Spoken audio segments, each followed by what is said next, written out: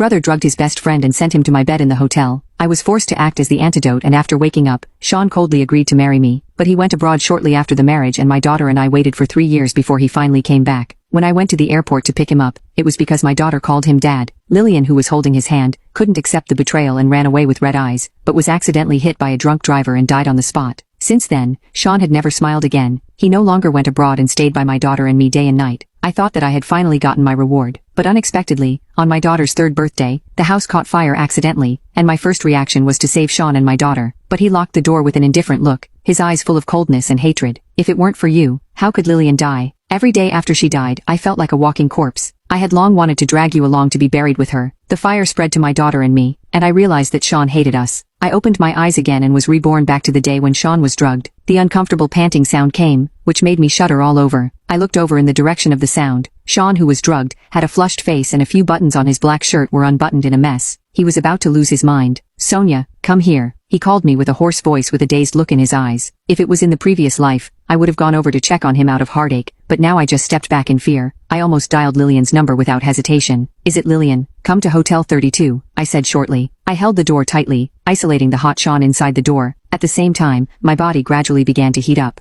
I remembered what my brother said in my previous life when he felt sorry for my secret love and directly gave his best friend Sean medicine and sent him to my bed in the hotel. After waiting for more than 10 minutes, Lillian rushed to him anxiously with a pale face. She looked at me suspiciously. "Sonia, who in the circle doesn't know that you like Sean? You are so kind. Isn't he having dinner with your brother tonight? Why was he drugged for no reason? Or are you playing some tricks again?" Lillian thought it was some kind of trick, but when she saw that the person in the room was indeed Sean, she frowned. I pushed her into the room while explaining. "It's too late to say so much, Miss Murphy. I know you and Sean are in love. You don't want to take advantage of other women tonight. Now he needs you and can't hold on any longer. My brother got the medicine from somewhere and it was very effective. In his previous life, when Sean was still sane, he bit his tongue and broke several finger bones in order to control himself. In the end, he couldn't help it. But now Lillian was here, he shouldn't had to endure it anymore." A muffled groan suddenly came from the room and the veins on Sean's forehead and neck bulged, which made Lillian stunned. She blushed, raised her head, straightened her clothes and looked back at me. "You are sensible and didn't take advantage of Sean. Now that I'm here, you should give up." "No, why is your face so red?" I shook my head quickly and urged her to go in quickly. The moment Sean pulled off Lillian's suspenders, I closed my eyes and closed the door. Soon, an indescribable